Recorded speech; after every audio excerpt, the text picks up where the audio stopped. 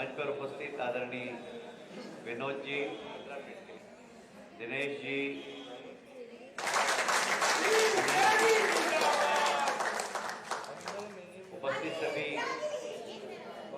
उपस्थित सभी कार्यकर्ता बंधुओं और मातृशक्ति को दोनों हाथ जोड़ के प्रणाम करता हूँ।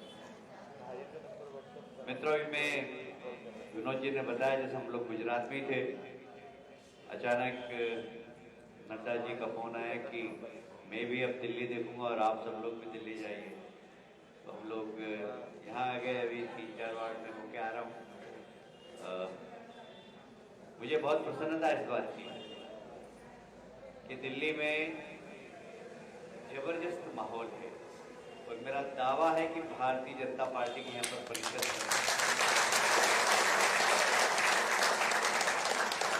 वो इसलिए बनेगी कि लोगों ने पहचान लिया है कि कौन काम करने वाले हैं दिल्ली में और कौन दिल्ली को ठगने वाले हैं। ये लोगों को समझ में आ गया और इसलिए मैं भी जहां भी गया वहाँ कार्यकर्ताओं में भी उत्साह है, जनता में भी उत्साह है और बहुत दीवारों पे लिखा हुआ है कि इस बार एमसीडी के चुनाव में फिर से भारतीय जनता पार्टी आएगी और महापौर भारतीय जनता पार्टी। इसके पीछे कारण कि हमारे नेता है नरेंद्र मोदी जी, और नरेंद्र मोदी जी सिर्फ हमारे नेता नहीं, सिर्फ इस देश के नेता नहीं, देश की जनता ने तो उनको देश का नेता 2014 में बनाया था, पर 2014 के बाद अपने नेतृत्व क्षमता के बल पर आज वो सारी दुनिया के नेता बन गए। ये हम सब के नेता और आदमी ऐसे ही दुनिया का नेता नहीं बन जाता, उसको काम करना पड़ता, उसका लोग दुनिया काम देखती है। हम सब ने देखा कि सारी दुनिया एक महामारी के दौर से गुजर रही थी, कोविड की, और इस कोविड की महामारी में सारी दुनिया ठप हो गई थी। आज भी आर्थिक मंदी का दौर सारी दुनिया के अंदर है, पर मोदी जी के नेतृत्व में, कुशल नेतृत्व में सारा विश्व, चाहे अमेरिका हो, चाहे चाइना हो, चाहे यूरोप के देश हो, अभी भी आर्थिक मंदी से उभर नहीं पाए हैं। दुनिया के अंदर कोई देश आर्थिक मंदी से उभरा है तो वो भारत है, क्योंकि वो मोदी जी के नेतृत्व में।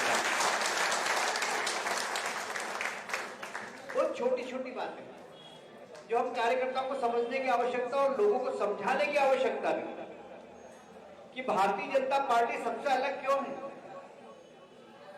भारतीय जनता पार्टी में ऐसा क्या है कि अन्य राजनीतिक दलों से हम अलग हैं। बात है ये कि हम करते हैं और इसलिए भारतीय जनता पार्टी अन्य राजनीतिक दलों से, हम चाहते हैं देश ताकतवर बने, हम चाहते हैं समाज ताकतवर बने, हम चाहते हैं 130 करोड़ जनता मजबूत हो। आप सब जानते हैं 2014 में जब देश की जनता ने नरेंद्र मोदी जी को समर्थन दिया, एनडीए ने अपना नेता चुना, उसके बाद दुनिया के सबसे बड़े प्रजातंत्र के मंदिर लोकसभा की सीढ़ी जब चढ़ रहे थे तो उन्होंने मत्था टेका था उसको, उन्होंने उसको मत्था टेका था और अंदर जो भाषण दिया उसके सिर्फ 2-3 बिंदु बताना चाहता। उन्होंने कहा था कि जब तक इस देश का गरीब, पिछड़ा, महिला, युवा, आदिवासी मजबूत नहीं होगा, तब तक देश मजबूत नहीं हो सकता और तब तक देश विश्व गुरु नहीं बन सकता। इसलिए हमें सबसे पहले इनके लिए काम करना है। और मुझे कहते हुए गर्व है, हमारी माताएं बहनें बैठी हैं, हम सब जानते हैं कि मोदी जी के पिताजी क्या करते थे, मालूम है सबको? क्या करते थे? चाय बेचते। तो मोदी जी भी उनका सहयोग करते थे। उनकी माँ दूसरों के घरों में बर्तन भी मांजती।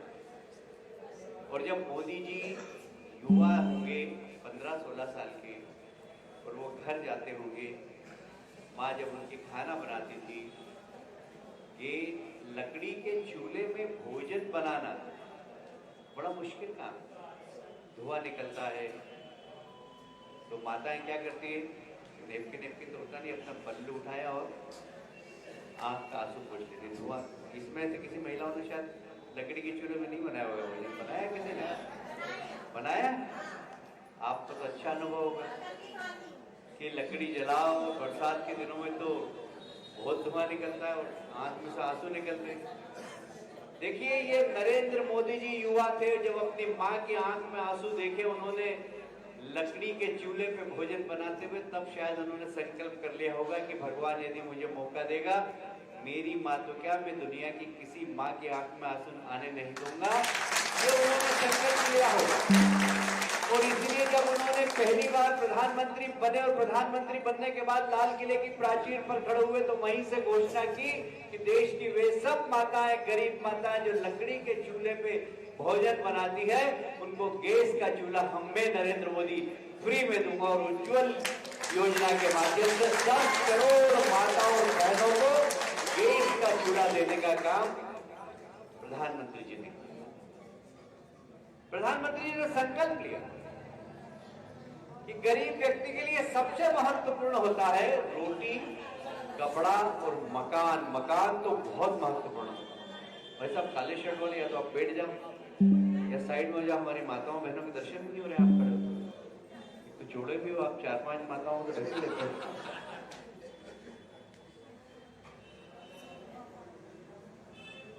गरीब के लिए सबसे आवश्यक होता है रोटी, कपड़ा और मकान। और मकान तो बहुत महत्वपूर्ण होता है। ये हमारे देश के प्रधानमंत्री, उन्होंने कहा कि मैं जब तक प्रधानमंत्री हूं, मेरे कार्यकाल में और प्रधानमंत्री आवास योजना के माध्यम से 2 करोड़ से ज्यादा मकान किस धर्म, गरीब जो गरीब है उसको मकान मिलना चाहिए। यदि रामलाल को मकान मिला है तो रमजान भाई को भी मकान मिला। यदि राम प्यारी भाई को गैस का चूल्हा मिला है तो रमजान बी को भी गैस का चूल्हा मिला। गरीब कौन है? भारतीय जनता पार्टी के लोग आरोप लगाते हैं भारतीय जनता पार्टी के ऊपर कि भारतीय जनता पार्टी हिंदुओं की पार्टी। हम कोई हिंदुओं की पार्टी नहीं, हम तो सबकी पार्टी। हम तो सारे देश 130 करोड़ जनता को, मोदी जी का तो नारा ही है, सबका साथ, सबका विकास, सबका विश्वास और सबका प्रयास, ये मोदी जी का नारा है। उसमें सब आ गए, हिंदू भी आ गया, मुसलमान भी आ गया, जो भी है सब आ गए। पर हाँ, ये बात सही है कि हम देश के प्रति वफादार हैं, देश के प्रति ईमानदार हैं। जो वंदे मातरम बोलता हो, किसी भी जाति का हो, किसी भी धर्म का हो, हमारा भाई, हमसे दूर नहीं है वो। पर यदि मैं आपसे पूछना चाहता हूं कि दिल्ली के एक विश्वविद्यालय में नारे लगे, भारत तेरे टुकड़े होंगे इंशाअल्लाह इंशाअल्लाह, नारा लगा था कि नहीं लगा था? आपने सुना था? यदि 5-10 बच्चे बिगड़ जाए और नारे लगाएं तो अपन उनको कान पकड़ के समझा सकते कि भाई गलत नारा, ऐसा नहीं लगाना चाहिए, भारत माता हमारी माता है। पर दुख जब होता है कि ऐसे लोगों की पीठ थपथपाने के लिए यहाँ का झाड़ू छाप नेता उनके साथ खड़ा हो जाता है। क्या ऐसे लोगों को दिल्ली में वोट मांगने का अधिकार है क्या? मैं आपसे पूछना चाहता हूं। जो भारत माता के खिलाफ बोले, उनके साथ यदि झाड़ू का नेता खड़ा हो जाए, आप सब जानते हैं, हम सब त्योहार मनाते हैं, रक्षाबंधन, दिवाली, अपने परिवार के साथ मनाते हैं। आज मैं भाषण दे रहा हूं, आप इसलिए सुन रहे हैं कि इस देश के 20 लाख नौजवान देश की सीमा पर खड़े हुए हैं, दुश्मनों की तरफ छाती दिखाकर हमारे देश की रक्षा के लिए। इसलिए